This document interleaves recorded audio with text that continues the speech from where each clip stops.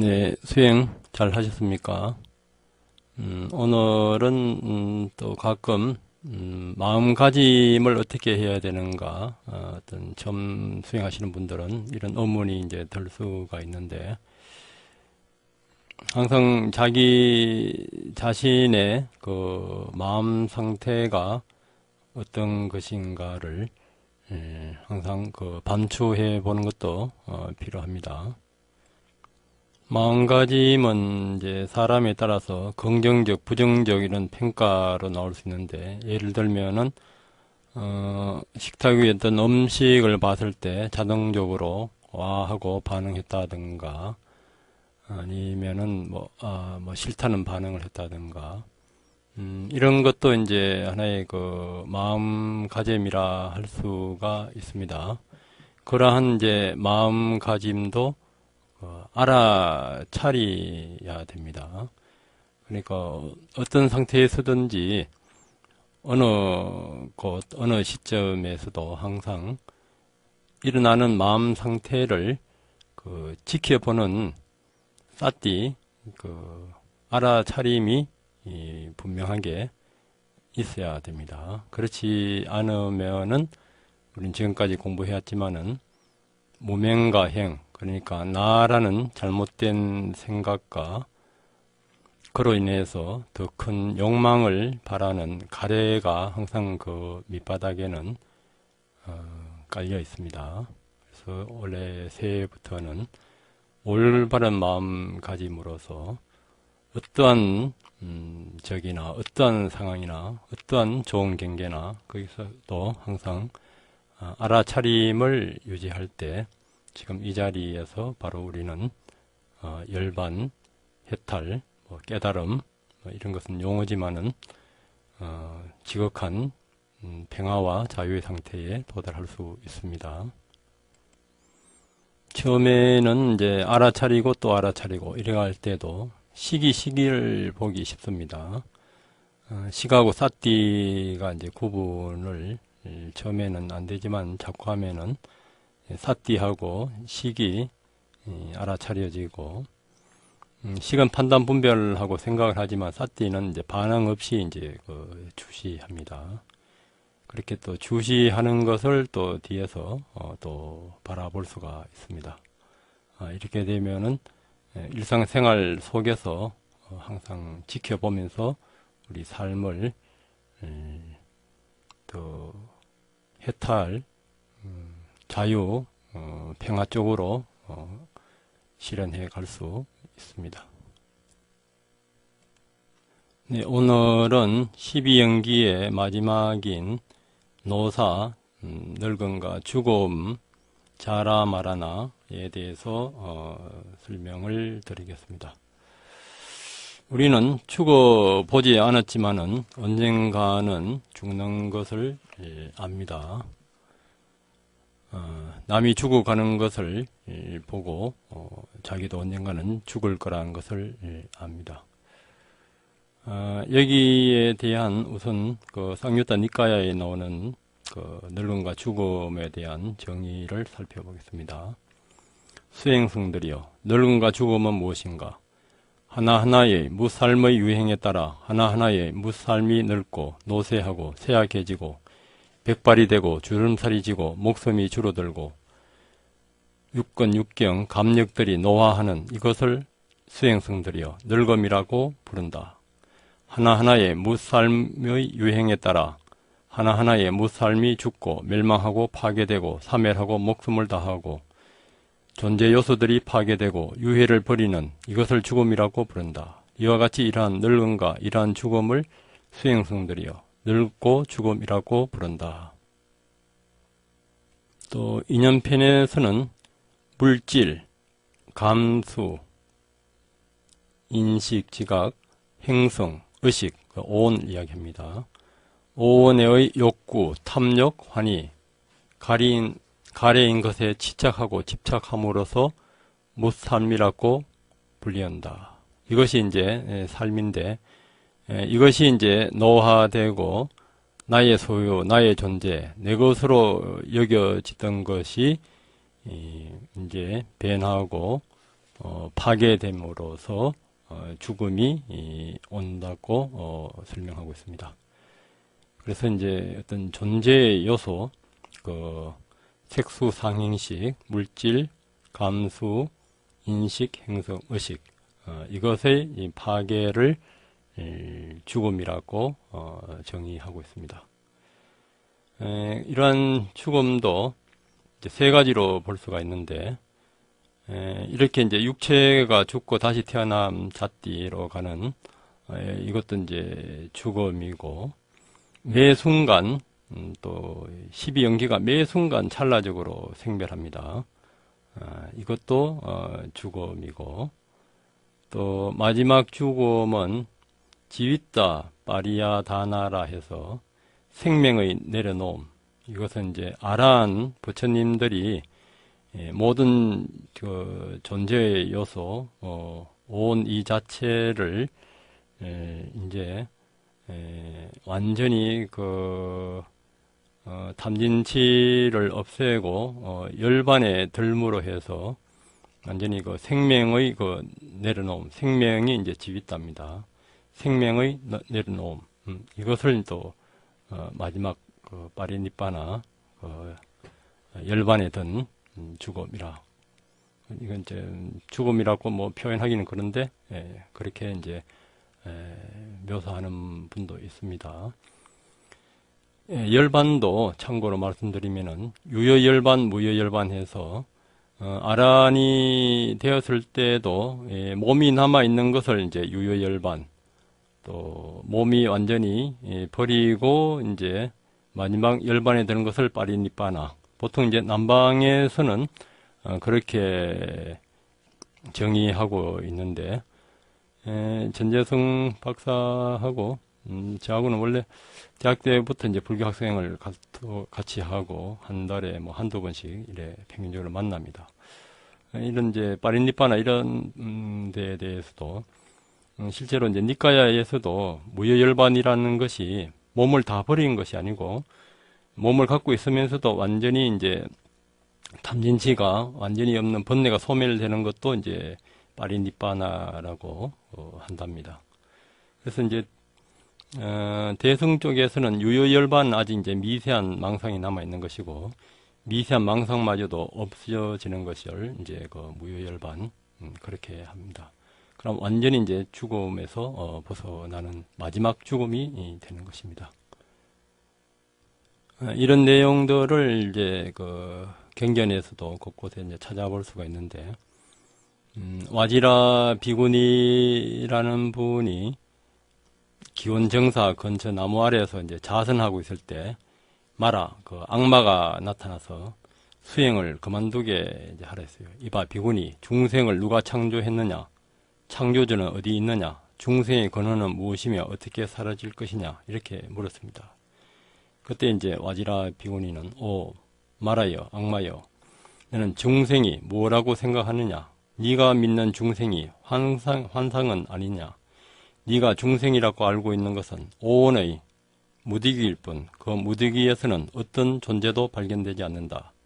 중생이 물질과 느낌과 인식과 행과 의식, 이 오온의 결합을 가리키는 용어에 불과한 것은 마치 마차가 바퀴와 차축과 멍에 등의 결합을 가리키는 용어인 것과 마찬가지이다. 오온 이외에는 아무것도 발견되지 않는다. 일어나고 존재하고 소멸하는 것은 고통일 뿐이다. 고통 이외에 일어나고 소멸되는 것은 아무것도 없다. 이렇게 이제 그 오온의 무더기를 하나의 그 고통으로 보고 실체가 없는 것으로 봤을 때 언제나 이제 파리니빠나가 무효열반이 실현되는 것입니다. 이렇게 번뇌를 완전히 끊기 전에는 천상의 세계에서도 완전히 그 죽음, 생사에서 벗어날 수가 없습니다. 여기에 대한 또 그 박가라는 위대한 범천에 대한 그 이야기가 있는데, 그는 이제 많은 겁을 살았는데 너무 오래 살았기 때문에 자신의 전생을 망각해서 자신이 죽지 않는다고 확신하게 되었습니다. 보통 천신들은, 하늘에 사는 신들은 이제 전생을 기억하는 신통으로 너무 오래 살다 보니까 하늘에 사는 신들도 치매가 왔는 모양이에요. 그래서 이제 전생을 잊어버리니까 자기는 이제 영원히 산다고 이래 착각했어요. 그때 이제 부처님께서 거의 한상을 없애주기 위하여 그가 사는 세상으로 가셨습니다. 빠까 번처는 세존을 환영하고는 자신은 불사를 죽음이 없는 세계를 실현했다고 자랑했습니다. 부처님께서는 바까의 무지가 무상과 늙음과 죽음을 부인할 정도로 극에 달했다고 말씀하시고, 그가 장수를 누리는 것은 공덕을 쌓았기 때문에 라고 이제 밝혔습니다. 그리하여 자신의 전생을 망각하게 하고 자신이 죽지 않는다는 환상을 갖게 한 것은 그의 전설적인 장수, 너무 오래 살았기 때문이었습니다. 이를 들은 박가범처는 자신의 불사에 대한 두 번째 생각이 떠올랐습니다. 아직도 자만에 빠져나오지 못한 그는 자신의 능력을 과시하기 위하여 부처님과 다른 범천들의 시야에서 사라지려고 했습니다. 그러나 부처님의 힘에 의하여 사라지지 못하였습니다. 그래서 이제 부처님께서는 다음 개송을 읊었습니다. 나는 어떤 존재도 칭찬하지 않네. 왜냐하면 그 안에 위험을 보기 때문에. 나는 존재에 대한 가래를 버렸네. 왜냐하면 그 허물을 알기 때문에. 그러니까 천상에 있는 존재들도 아직 자기 생명에 대한 애착, 가래는 완전히 벗어나지 못했습니다. 이런 가래, 자기 존재에 대한 집착이 있는 한, 그런 번뇌가 있는 한, 어떤 천상의 세계도 고통이라고 말씀하셨습니다. 그래서 사실 죽음이라는 것은 매 순간 일어나고 사라지는 생멸하는 번뇌입니다. 그 번뇌를 제하면은 지금 여기에서도 마지막 죽음인 파리니바나 무효열반을 바로 실현할 수가 있습니다. 이런 것은 이제 처음 제가 수타니 파타에서 개성을 보드는데, 번뇌의 하사를 뽑아 집착 없이 평안을 얻는다면 모든 슬픔을 뛰어넘어 고통이 대한, 죽음이 대한 열반에 든다. 그러니까 번뇌적 생사심, 이것이 이제 생멸하는, 나고 죽고 하는 생사윤회이고, 이것이 또 다한 것이 죽음이 다한 열반입니다. 수타니 파타의 여기에 관련된 내용을 살펴보면요. 이 경은 부처님의 한 제가 신자가 아들이 죽어서 슬픈 나머지 일주일간이나 음식을 먹지 않고 있었습니다. 그를 불쌍히 여겨 부처님은 제가 신자의 집으로 가서 이 경을 쓰셨습니다. 아들이 죽으면은 참으로 슬픔이 큰 것 같아요. 93년도쯤에 제 친한 친구가 교통사고로 죽었는데, 한 6개월 후에 자기 아버지가 슬픔을 몰라서, 슬픔을 이길 수 없어서 이제 자살한 그런 경우가 있습니다. 참, 이 자식을 잃어버린다는 것이 자식과 죽음으로 이별하는 그런 슬픔은 안 겪어본 분들은 모를 겁니다. 가장 큰 고통이 자기가 당한 죽음이나 자기 가까운 가족이 당한 죽음일 겁니다. 여기에 대해서 이제 부처님이 이 세상에서 결국 죽어야만 하는 사람의 목숨은 정해져 있지 않아 알 수 없고 애처롭고 짧아 고통으로 엉켜 있습니다. 태어나 죽지 않고자 하나 그 방도가 결코 없습니다. 늙으면 반드시 죽음이 닥치는 것입니다. 무삶의 운명은 이런 것입니다. 결국 익은 과일처럼 떨어져야 하는 두려움에 처합니다. 이처럼 태어난 자들은 죽어야 하고 항상 죽음의 두려움에 떨어집니다. 이를테면 옹기장이가 빚어낸 질그릇이 마침내 모두 끼어지고 말듯이 사람의 목숨도 또한 그렇습니다. 젊은이도 장년도 어리석은 이도 현명한 이도 모두 죽으면은 굴복해 버립니다. 모든 사람은 반드시 죽습니다. 죽음의 패에 당하여 저 세상으로 가지만 아비도 그 자식을 구하지 못하고 친지들도 그가 아는 자를 구하지 못합니다. 친지들이 지켜보지만 보라, 애통해하는 자들을, 죽어야 하는 자들은 하나씩 도살장으로 끌려가는 소처럼 끌려갑니다. 이렇듯 세상 사람은 죽음과 늙음에 삼켜져 버립니다. 그러므로 현명한 사람들은 세상의 이치를 알아 슬퍼하지 않습니다. 세상의 이치는 세상의 본성입니다. 그대는 오거나 가는 사람의 그 길을 알지 못합니다. 그대는 그 양극을 보지 않고 부질없이 슬피 웁니다. 미혹한 자가 자기를 해치며 비탄해 한다고 해서 무슨 이익이라도 생긴다면 현명한 자도 그렇게 할 것입니다. 울고 슬퍼하는 것으로서 평안을 얻을 수 없습니다. 다만 더욱더 괴로움이 생겨나고 몸만 여일 따름입니다. 스스로 자신을 해치면서 몸은 여이고 추하게 됩니다. 그렇다고 죽은 자들을 수호할 수도 있는 것도 아닌데 비탄해하는 것은 무익한 일입니다. 사람이 슬픔을 버리지 않으면 점점 더 고통에 빠져듭니다.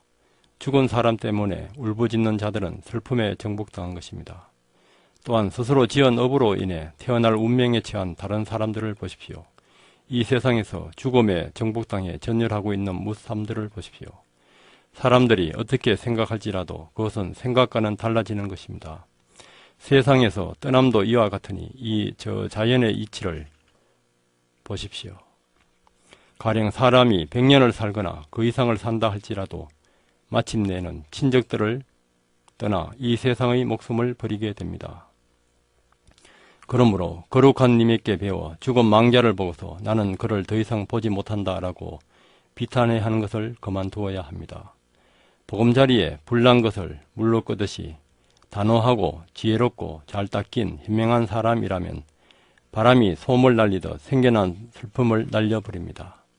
자신을 위해 행복을 구하는 사람이라면 자신에게 있는 비탄과 탐욕과 금신과 자기 번뇌의 화살을 뽑아버려야 합니다. 번뇌의 화살을 뽑아 집착 없이 마음의 평안을 얻는다면 모든 슬픔을 뛰어넘어 슬픔 없는 자로 열반해 들 것입니다. 죽음에서 벗어나는 유일한 길이 번뇌를 없애는 것입니다. 매 순간 우리는 생각이 일어나고 사라지고 감정이 일어나고 사라집니다. 일어나고 사라지는 이 자체가 죽음입니다. 우리는 매 순간 죽음을 맞고 있습니다. 매 순간 우리는 고통을 겪고 있습니다. 그 고통의 씨앗이 깨달음의 씨앗입니다. 일어나고 사라지는 그 번뇌 화살, 어떻게 일어나고 어떻게 사라지는가를 관찰함으로써 그 원인을 봄으로써 그 원인이 다했을 때 그 원인이 깨달음의 원인이 돼서 우리는 이 자리에서 바로 생사해탈할 수가 있습니다.